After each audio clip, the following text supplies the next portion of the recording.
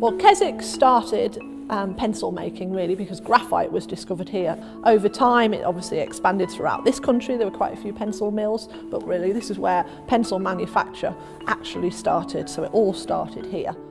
The story goes that in the 1500s there was a large storm in the Borrowdale Valley and shepherds went out to tend their sheep, and when they went out they found a tree on their land that had fallen over, and underneath its roots was a large black substance. Over time they decided to wrap thin pieces of sheepskin around it with hand-carved pieces of graphite, and those were the original primitive pencils, I suppose. The first graphite mine was at Seathwaite. The graphite was quite easily transported into Keswick, and it was a natural hub where people and families actually lived, and pencils could quite easily be made within the cottage industry. So that industry grew and grew. In 1832 the first pencil factory was established just by the River Greeter, but in 1912 pencil production had grown so much that this purpose-built factory was actually made. It was fantastic in its heyday, but technology's moved on so far that we really needed a purpose-built building to be the best it possibly could for pencil manufacture going into the future.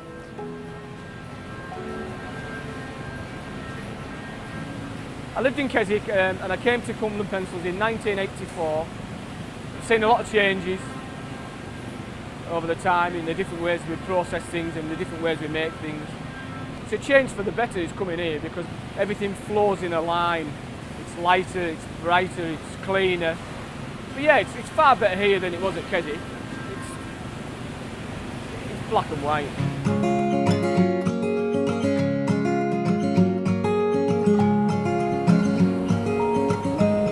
This is the ton bag that holds the clay, main ingredient of most of our products. We have the pigments that also go in the mixes, the various colours.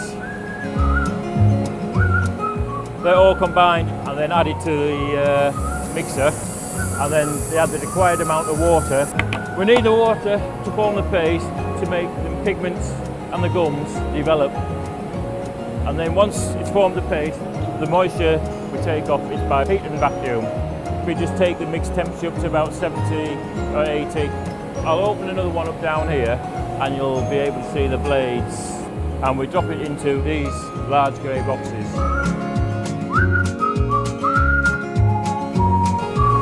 This has come from mixing. This goes in. I make the billets out of it.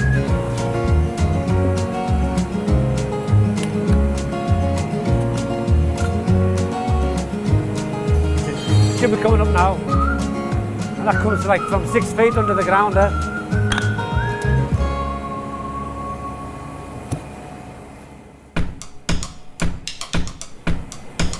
One billet.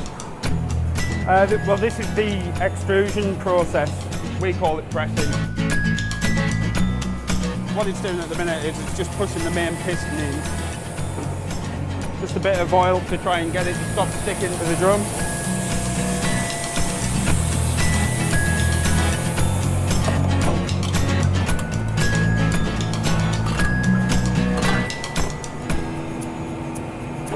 Well, now that they're in your cans and they've got the chalk on, just leave them to roll until all the strips have straightened out. And then once you start seeing this nice honeycomb effect here with no gaps in, then they're ready to go into the oven.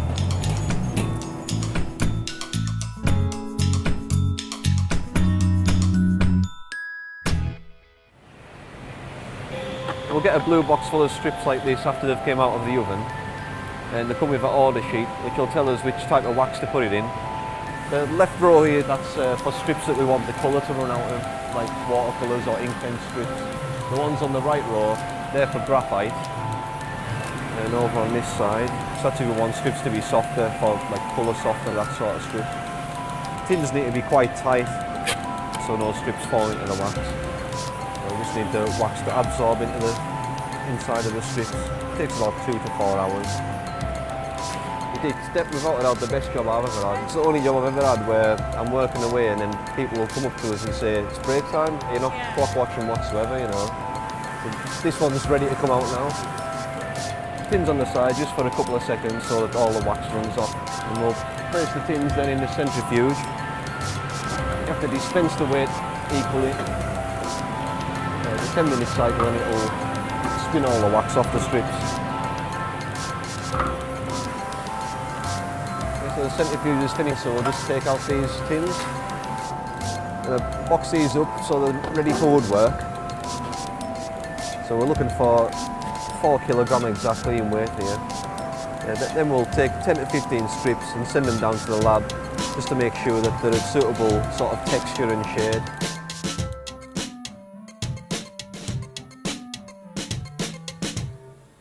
In the labs we do quality checks on all of the products that go through the factory. We test for the toy safety regulations. We also do research and development, and we invent all of the new products in here. This is the quality control lab, and each batch comes from the factory and is checked for colour and texture against the standard pencil that we keep in these drawers. We check each batch again for strength to make sure that when people sharpen them they're not going to be brittle. This is the process we use to check our incoming raw materials, such as pigments, to make sure that the shade's correct and compare it on our colour computer. I've worked for Derwent for 27 years. I was around when the Queen came to visit. I actually shook hands with her and Prince Philip. That wasn't the first time I'd seen her, because I went actually down to the palace when we got the Queen's Award. Solvents are harmful for the environment and we wanted to get rid of those, so I developed a UV curing process. Oh gosh, yes, there's a massive difference. The lab at Keswick was very old. It was a bit like a corridor. It was long and thin. And this one is purpose built, and it's, you know, it's got all the real gear in. It's lovely, yeah.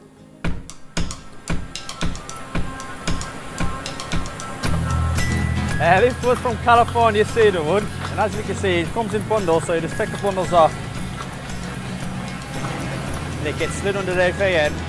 This is where they put the medicine grooves. I'll come out here, put the glue, ready for the leads to be deposited in the wheel.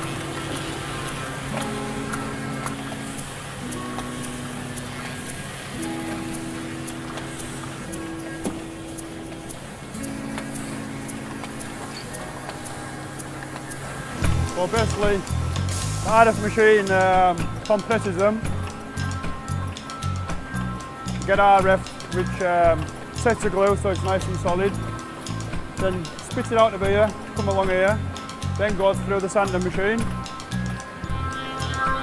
Comes through here, which is the shaping machine. This machine's 9 ply, the one over there is 8. So 9 pencils out of this side, come through as a board, our individual pencils. What we're looking for is the centres, make sure they're all even, smoothness and the length. And after there, they get bundled and send them through where they'll get painted.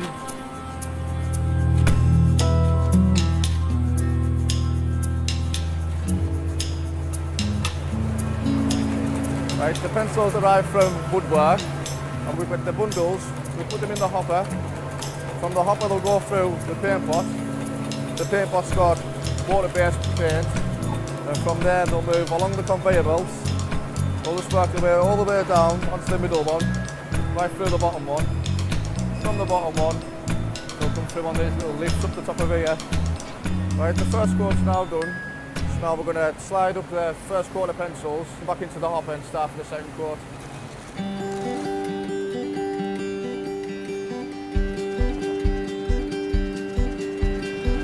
The pencils come from the water-based painting line through the tubes into this pot full of heated clear lacquer. Then it goes through the light, which is an ultraviolet light, which cures the lacquer instantly. Then come down this conveyor into the back of the stamping machine. I lived in Keswick and I came to Cumbrian Pencils in 1984. My dad made me come. It's my dad's fault. And I've worked my way up through doing the different jobs to being a deputy manager. This slide puts an end round on, which is like a little dome, then moves into another hopper where it gets the imprinted description stamped onto the pencil. This is one of the foils that we use. This is for the Inktense pencil, and that gives you your coloured imprint on your pencil. These are the dyes that we use for the different pencils. This is the main dye for a Derwent Inktense, and all we do is add the coloured dye on the end to what is the colour of the pencil. After the imprint, the pencils move up another conveyor and then they roll across a drum of sandpaper which then puts the point on the pencil.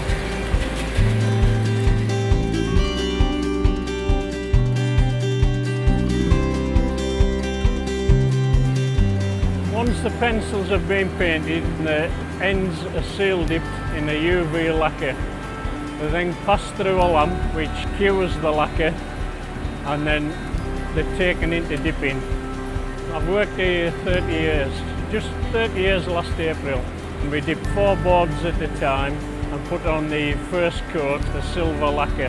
They then go into the next tank and they dip whatever colour matches the strip. And if the tank comes down too quickly, the paint will just run off the ends. So the viscosity and the tank speed is very important. And then after we've dipped them in the colour, we then take them, put them in the hot box at 40 degrees.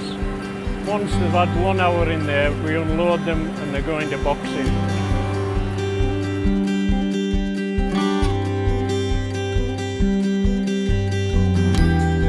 I've been here 8 years now.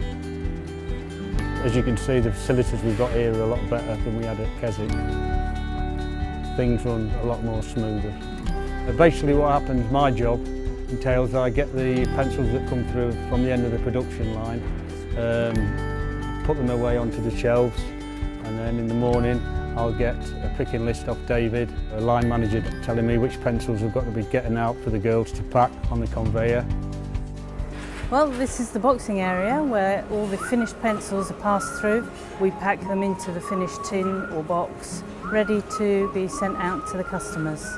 Well, I moved up to Cumbria in 2005 and I started with Derwent as a temp. The rest is history, as they say. I enjoy working here because you get a variety of jobs.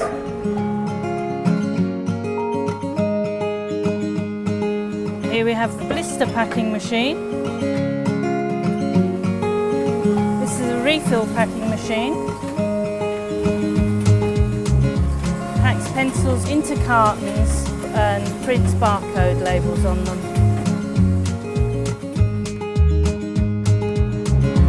The finished product goes into what we call the pick and pack area. The customer's orders then selected to send out to the customer. Some of the countries and places that we send items to is quite surprising, and it surprises me all the time how many pencils, how many different varieties that there are. I think it gives people more faith in their own country if things are made at home, rather than sending it out to other countries all the time. And it's good. I mean, I like working for the factory, you know, because it's a home product and I'm proud to be part of it.